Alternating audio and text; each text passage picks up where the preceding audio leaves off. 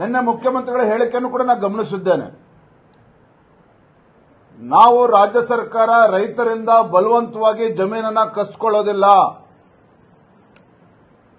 ಯಾರು ಸ್ವಇಚ್ಛೆಯಿಂದ ವಾಲಂಟಿಯರ್ ಆಗಿ ಯಾರು ರೈತರು ಮುಂದೆ ಬರ್ತಾರೆ ಅವರ ಜಮೀನುಗಳನ್ನು ಮಾತ್ರ ತೆಗೆದುಕೊಳ್ತೇವೆ ಅನ್ನೋ ಮಾತನ್ನು ಕೂಡ ಹೇಳ್ತಾ ಇದ್ದಾರೆ.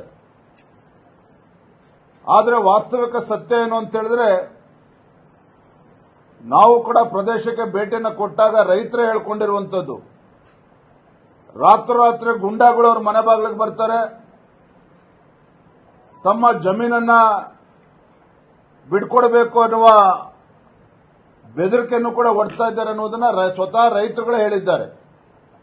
ಮತ್ತೊಂದು ಕಡೆ ಮುಖ್ಯಮಂತ್ರಿಗಳು ಕಪಟ ನಾಟಕವನ್ನು ಆಡ್ತಾ ಇದ್ದಾರೆ, ರೈತರು ಕೊಟ್ಟರೆ ಮಾತ್ರ ತೆಗೆದುಕೊಳ್ತೇವೆ ಅಂತೇಳಿ. ಹಾಗಾಗಿ ಎಲ್ಲೋ ಒಂದ್ ಕಡೆ ಮುಖ್ಯಮಂತ್ರಿಗಳ ರಿಯಲ್ ಎಸ್ಟೇಟ್ ಧೋರಣೆ ಏನಿದೆ, ಮುಖ್ಯಮಂತ್ರಿಗಳಾದ್ಮೇಲೂ ಕೂಡ ಆ ರಿಯಲ್ ಎಸ್ಟೇಟ್ ಧೋರಣೆಯಿಂದ ಹೊರಗೆ ಬರದೇ ಇರತಕ್ಕಂಥದ್ದು ಸ್ಪಷ್ಟವಾಗಿ ಗೊತ್ತಾಗ್ತಾ ಇದೆ. ಹಾಗಂತ ಹೇಳಿ ನಾವು ಸ್ಯಾಟಲೈಟ್ ಟೌನ್ಶಿಪ್ ಅನ್ನು ವಿರೋಧ ಮಾಡ್ತೀವ? ಖಂಡಿತ ಇಲ್ಲ. ನಾವು ಅವತ್ತಿಂದ ಕೂಡ ಸ್ಪಷ್ಟಪಡಿಸ್ತಾ ಇದ್ದೇವೆ, ರಾಜ್ಯದ ಮತ್ತು ದೇಶದ ಕೈಗಾರಿಕಾ ನೀತಿಗಳು ಸ್ಪಷ್ಟವಾಗಿದ್ದಾವೆ. 70% ರೈತರು ಒಪ್ಕೊಂಡ್ರೆ ಯಾವುದೇ ಒಂದು ಭೂ ಸ್ವಾಧೀನವನ್ನ ಮಾಡಬಹುದು ಅನ್ನೋದು ಕೂಡ ಗೊತ್ತಿದ್ರೂ ಸಹ ಬಹಳ ಮಾನ್ಯ ಡಿ.ಕೆ. ಶಿವಕುಮಾರ್ ಅವರು ಬಹಳ ಚಾಣಾಕ್ಷತನದಿಂದ ಸಿದ್ದರಾಮಯ್ಯನವರು ಮುಖ್ಯಮಂತ್ರಿಗಳು ಇದ್ದಾಗಲೇ ರಾಮನಗರ ಜಿಲ್ಲೆ ಹೆಸರನ್ನು ಕೂಡ ಬದಲಾವಣೆ ಮಾಡಿದ್ರು.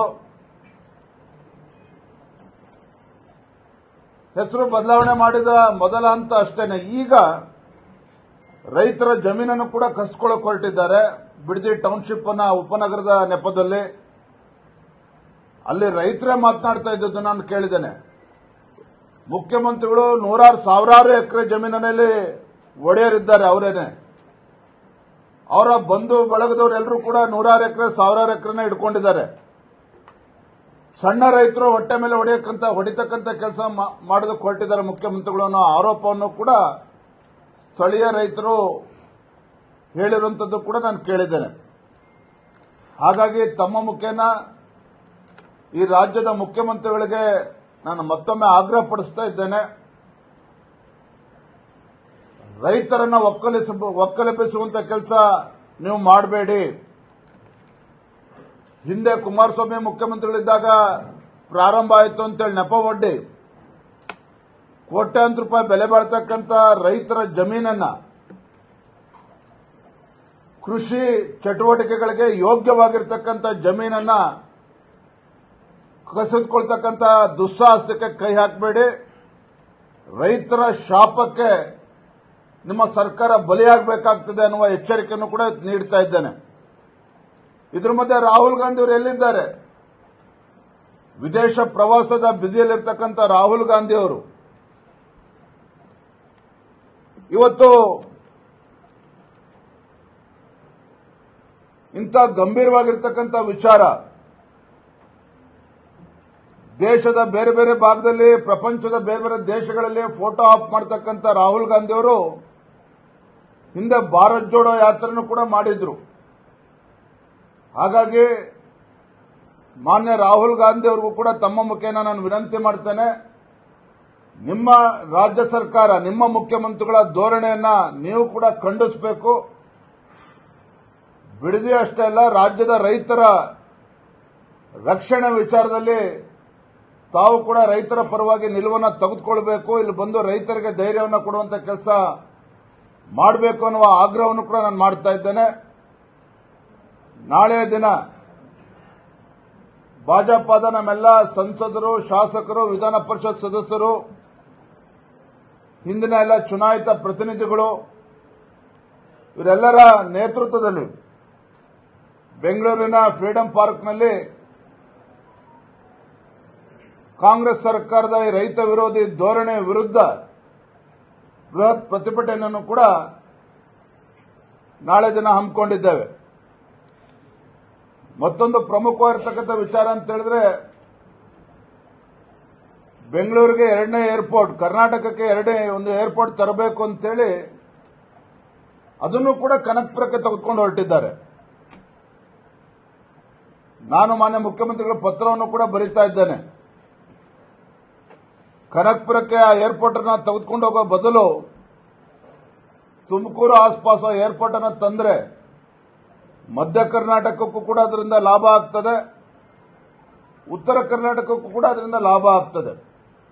ಕೈಗಾರಿಕೆಗಳು ಬರ್ತದೆ, ಯುವಕರಿಗೆ ಉದ್ಯೋಗ ಸಿಗ್ತದೆ, ಈ ಭಾಗದ ಜನರು ಕೂಡ ಅದು ಅನುಕೂಲ ಆಗ್ತದೆ. ಮತ್ತೆ ಸರ್ಕಾರಿ ಜಮೀನೇ ಯಥೇಚ್ಛವಾಗೋದಕ್ಕೆ ಏನು ಅವಶ್ಯಕತೆ ಇದೆ, ಜಮೀನು ಕೂಡ ರೆಡಿ ಇದೆ.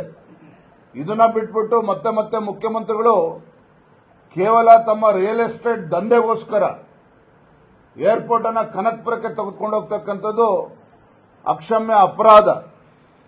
ಅವರು ರಾಜ್ಯದ ಮುಖ್ಯಮಂತ್ರಿಗಳಾಗಿ ಯೋಜನೆಗಳನ್ನು ರೂಪಿಸಬೇಕೇ ವಿನಃ ಒಬ್ಬ ರಿಯಲ್ ಎಸ್ಟೇಟ್ ಏಜೆಂಟ್ ಆಗಿ ಯೋಜನೆಗಳನ್ನು ರೂಪಿಸಬಾರದು ಅನ್ನುವ ಆಗ್ರಹವನ್ನು ಕೂಡ ಈ ಸಂದರ್ಭದಲ್ಲಿ ನಾನು ಮಾಡ್ತಾ ಇದ್ದೇನೆ. ಭೀಕರ ಬರಗಾಲ ಇದೆ. ಗದಗ ಜಿಲ್ಲೆ ಆದಿಯಾಗಿ ಬಹುತೇಕ ಎಲ್ಲ ಜಿಲ್ಲೆಗಳಲ್ಲಿ, ಮಲೆನಾಡಲ್ಲೂ ಕೂಡ ಇವತ್ತು ರೈತರು ಸಂಕಷ್ಟವನ್ನು ಎದುರಿಸ್ತಾ ಇದ್ದಾರೆ. ರಾಜ್ಯದ ಎಲ್ಲಾ ಜಿಲ್ಲೆಗಳಲ್ಲಿ ಏನು ಈ ಭಾಗದಲ್ಲಿ ವಿಶೇಷವಾಗಿ ಬಿತ್ತನೆ ಮಾಡಿದ್ರು ಸಹ ಮೊಳಕೆ ಬರದೇನೆ ರೈತರು ಕಂಗಾಲಾಗಿರುವಂಥದ್ದು. ಸಂಕಷ್ಟದಲ್ಲಿರತಕ್ಕಂಥ ರೈತರಿಗೆ ನೆರವಿಗೆ ಇವತ್ತು ರಾಜ್ಯ ಸರ್ಕಾರ ಬರಬೇಕಾಗಿದೆ. ದುರಂತ ಅಂತ ಹೇಳಿದ್ರೆ ಇವತ್ತು ಕೂಡ ಕೃಷಿ ಸಚಿವರೇ ಇಲ್ಲ ಇವತ್ತು ರಾಜ್ಯದಲ್ಲಿ. ಅಂದ್ರೆ ಕೃಷಿ ಕ್ಷೇತ್ರ ಅಥವಾ ರೈತರು ರಾಜ್ಯ ಸರ್ಕಾರಕ್ಕೆ ಆದ್ಯತೆ ಇಲ್ಲ ಅನ್ನೋದಕ್ಕೆ ಇದೇ ಸ್ಪಷ್ಟವಾಗಿ ಗೊತ್ತಾಗ್ತದೆ. ಕೇವಲ ಬೆಂಗಳೂರಿನಲ್ಲಿ ಎಸಿ ರೂಮ್ನಲ್ಲಿ ಅಧಿಕಾರಿಗಳನ್ನು ಕೂರಿಸಿ ವರದಿ ತೆಗೆದುಕೊಂಡು ಪ್ರಧಾನಮಂತ್ರಿಗಳಿಗೆ ಪತ್ರ ಬರೆದ್ರೆ ಸಾಕಾಗೋದಿಲ್ಲ. ಮಾನ್ಯ ಮುಖ್ಯಮಂತ್ರಿಗಳೇ, ತಮ್ಮ ಸಚಿವರನ್ನ ಜಿಲ್ಲೆಗಳಿಗೆ ಕಳಿಸಿ ರೈತರ ಸಮಸ್ಯೆಗಳನ್ನ, ವಾಸ್ತವಿಕ ಸತ್ಯವನ್ನ ಅರ್ಥ ಮಾಡಿಕೊಂಡು ರಾಜ್ಯ ಸರ್ಕಾರ ಏನು ಪರಿಹಾರ ಕೊಡ್ತದೆ ಅದ್ರ ಬಗ್ಗೆ ಫಸ್ಟ್ ಆಲೋಚನೆ ಮಾಡಲಿ. ಅದನ್ನ ಬಿಟ್ಬಿಟ್ಟು ಪತ್ರ ಬರೆದು ತಾವು ಮುಖ್ಯಮಂತ್ರಿಗಳಾಗಿ ಕೈ ಕಟ್ಕೊಂಡು ಕೂತ್ರೆ ರೈತರ ಕಣ್ಣೀರನ್ನು ಒರೆಸದಂತೆ ಆಗೋದಿಲ್ಲ. ಹಾಗಾಗಿ ರೈತರ ಸಮಸ್ಯೆಗೆ ಈ ಬರಗಾಲದ ಸಂದರ್ಭದಲ್ಲಿ ಕುಡಿಯೋ ನೀರಿನ ಸಮಸ್ಯೆ ಇದೆ, ಜಾನುವಾರುಗಳಿಗೆ ಇವತ್ತು ನೀರಿಲ್ಲ. ಇದೆಲ್ಲದ ಸಮಸ್ಯೆನ ಅರ್ಥ ಮಾಡಿಕೊಂಡು ತತ್ಕ್ಷಣ ಆಡಳಿತ ಯಂತ್ರವನ್ನು ಚುರುಕುಗೊಳಿಸುವಂತ ಕೆಲಸ ಮಾಡಬೇಕು ಅನ್ನುವ ಆಗ್ರಹವನ್ನು ಕೂಡ ಈ ಸಂದರ್ಭದಲ್ಲಿ ಮಾಡ್ತಾ ಇದ್ದೇನೆ. ಸಮಿತಿ ಮಾಡ್ತಾ ಇದ್ದಾರೆ ಅಂತ ಹೇಳಿದ್ರೆ ಅದರಿಂದ ಹಿಂದೆ ಸರಿಯೋದಿಲ್ಲ ಅನ್ನೋದನ್ನ ಸ್ಪಷ್ಟವಾಗಿ ಮುಖ್ಯಮಂತ್ರಿಗಳು ಹೇಳ್ತಾ ಇದ್ದಾರೆ. ಮಾಧ್ಯಮದವರೇ ಇವತ್ತು ಸಾಕ್ಷಿಯಾಗಿದ್ದಾರೆ. ಅಲ್ಲಿ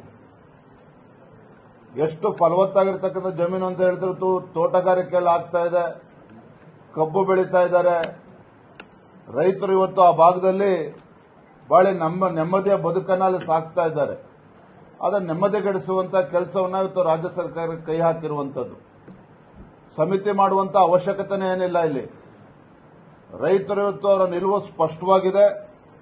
ನಮ್ಮ ಮೇಲೆ ಏನೇ ಬಲವಂತ ಮಾಡಿದ್ರು, ಗುಂಡಾಗರ್ದಿ ಮಾಡಿದ್ರು ಕೂಡ ನಾವು ಜಮೀನನ್ನ ಬಿಟ್ಕೊಡೋದಿಲ್ಲ ಅಂತ ಹೇಳಿದ ಮೇಲೂ ಕೂಡ ಸಮಿತಿಯನ್ನ ಮಾಡ್ತೇವೆ ಅಂತ ಹೇಳಿದ್ರೆ ಖಂಡಿತ ರಾಜ್ಯ ಸರ್ಕಾರಕ್ಕೆ ಶೋಭೆ ತರೋದಿಲ್ಲ. ಈ ಸಮಿತಿಯ ಅಗತ್ಯತೆಯೂ ಕೂಡ ಇಲ್ಲ. ರೈತರ ಪರವಾಗಿ ನಿರ್ಧಾರವನ್ನು ತಿಳಿಸಬೇಕು ಅಂತೇಳಿ ನಾನು ಮತ್ತೊಮ್ಮೆ ಸಂದರ್ಭ ಆಗ್ರಹಪಡಿಸ್ತಾ ಇದ್ದೇನೆ.